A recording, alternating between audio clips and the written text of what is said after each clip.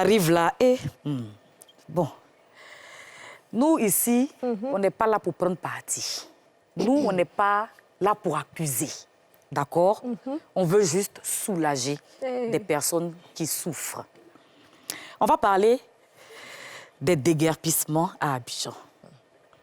Vous savez que depuis quelque temps, bon, on assiste à des scènes qui sont vraiment tristes. Voilà. Donc, nous, on va apporter des suggestions à la population, comme à notre gouvernement, afin de pouvoir soulager les personnes qui se retrouvent dans la rue aujourd'hui, qui n'ont pas de toit où dormir. Voilà. Je vais commencer par Ziké. Ziké, en tant que pasteur, homme de Dieu, qu'est-ce que tu as à dire pour soulager? Quelles sont les solutions que tu peux apporter à ces personnes qui souffrent aujourd'hui? Chola, tu veux que ce soit Ziké le pasteur qui parle ou bien deux, non, Ziké? pardon. Non, les deux. Les deux. Comme tu as commencé par dire qu'il faut qu'on dise, ou du moins qu'on préconise des solutions de part et d'autre, il y a une réalité qui est là. Les gens ont été déguerpis et ils ne sont pas recasés. Pas plus tard même que ce matin, j'ai passé quelque part, là, il y a encore des familles qui sont sous des tentes. Donc, la réalité, c'est que les déguerpis n'ont pas pu se recaser. Donc, mon premier propos s'adresse à nos gouvernants. S'ils peuvent trouver les moyens de faire un peu comme on a fait quand on était confronté à la crise Covid. Là. Oui, de la Covid, oui. Construire des endroits qui puissent les accueillir en attendant qu'ils trouvent solution. Je parle des familles, en attendant que les familles déguerpies trouvent solution. Voilà. On trouve le moyen de les recaser un temps soit peu. Puisqu'ils sont encore dans les rues depuis plus d'une semaine, ça veut dire qu'ils n'ont nulle part où aller. Et c'est une réalité. Donc, il faut trouver un endroit où les garder. Et puis, la suite, là, on verra. Voilà. Vanessa?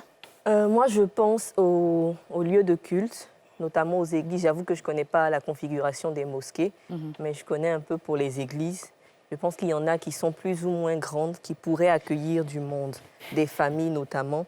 Et puis, c'est le moment vraiment de mobiliser les fidèles, les personnes de bonne volonté qui voudraient bien apporter des vivres ou des vêtements, en tout cas, apporter quelque chose pour soulager ces familles-là. Déjà, c'est un toit, c'est un bel endroit avec voilà, la possibilité de prier Dieu pour améliorer un peu les choses. Donc, vraiment, je pense que si les dirigeants, les responsables, les leaders d'églises, de mosquées peuvent vraiment lancer un appel pour accueillir, en tout cas en fonction de leur taille et de leurs possibilités, susciter cet élan de solidarité, là, ce serait bien. Et j'aimerais vraiment témoigner toute ma compassion à ces familles-là, parce que c'est vraiment pas facile de se retrouver du jour au lendemain hors de chez soi. Voilà. Est-ce que parmi vous, il y a quelqu'un qui a un parent qui est dans cette situation, oui ou non?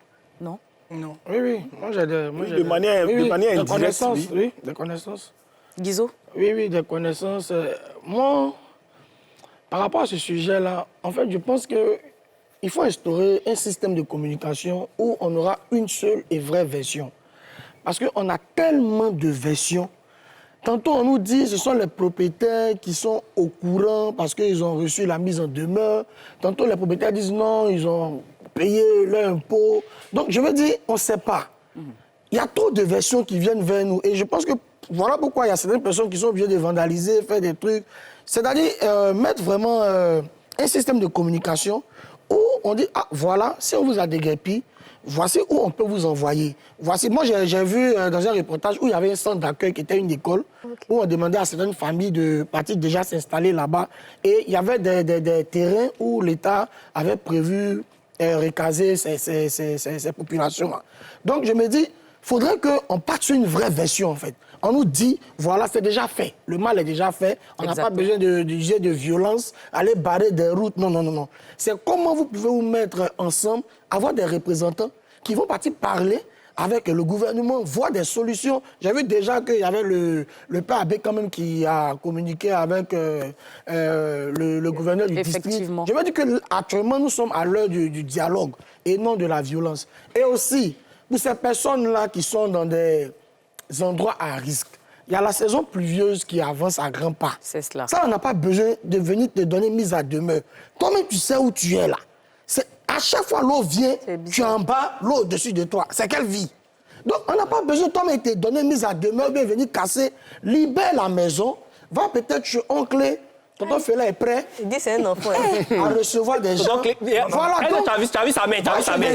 Non, faut pas faire la première, faut pas faire Maman Ouattara, va pas me regarder. Non. Tu vois, en fait, juste pour rire, mais moi, monsieur un enfant, voilà, moi, monsieur un enfant. Hein. Non, pour dire que c'est mieux de partir partir chez quelqu'un et éviter La mort. encore et encore des morts. C'est ça. Voilà. Hein? Je pense que à ce niveau-là, le gouvernement et le gouverneur du district doivent faire une forme de recensement déjà des familles qui n'ont qui n'ont plus de Nulle part où aller. Voilà, nul de toit, de manière à pouvoir les caser dans des espaces qui sont adéquats, comme elle a dit, des églises, peut-être des écoles, peut-être même, ou bien même des centres sportifs.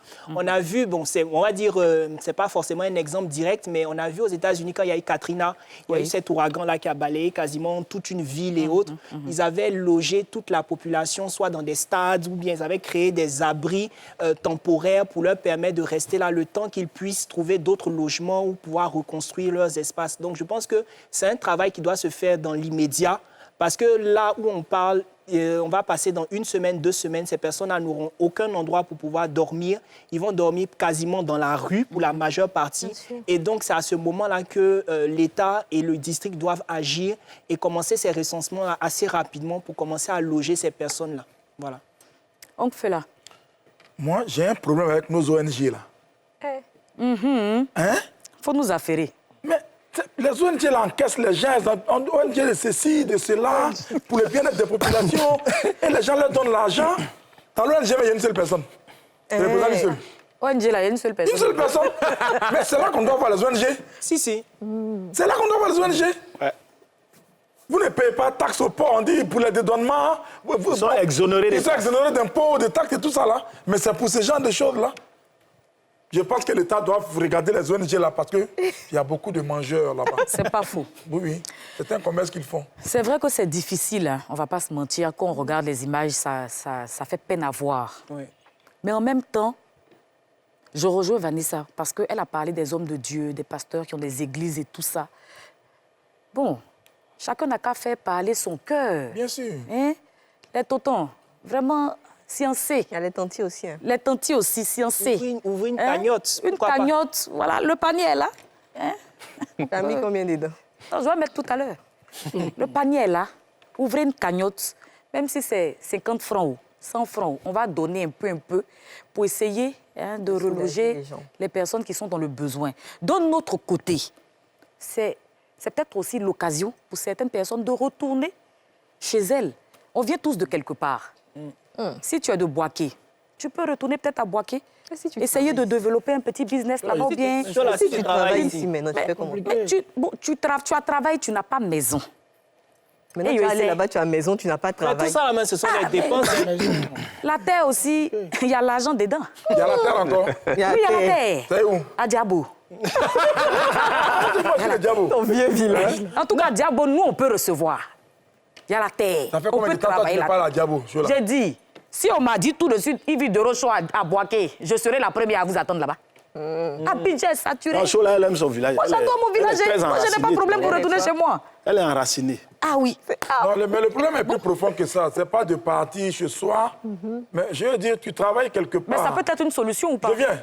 Non, ce n'est pas forcément la solution. Tu travailles quelque part. Moi, je suis un affecté de l'État. Je suis en poste quelque part. C'est là-bas que mon salaire me permet de rester. C'est ça. Tu comprends, non? Maintenant, si là-bas, on doit me déguerpir, je ne rentre pas au village. Après, quand tu ne travailles pas, on ne te paye pas. Je vis comme un... Même pour aller pour retourner au village, là, il faut des fonds. Je pense que la solution est ailleurs. Et il faut chercher cette solution-là ensemble.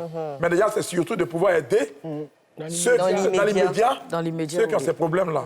Voir comment nos hommes de Dieu, comme on l'a dit, comment l'État même peut déjà aider les gens à sortir de là, à les réinstaller et tout ça, quoi. Je pense que c'est ça qui est la vraie solution. Merci, oncle. Merci beaucoup. On y va pour une courte page de pub et on revient juste après.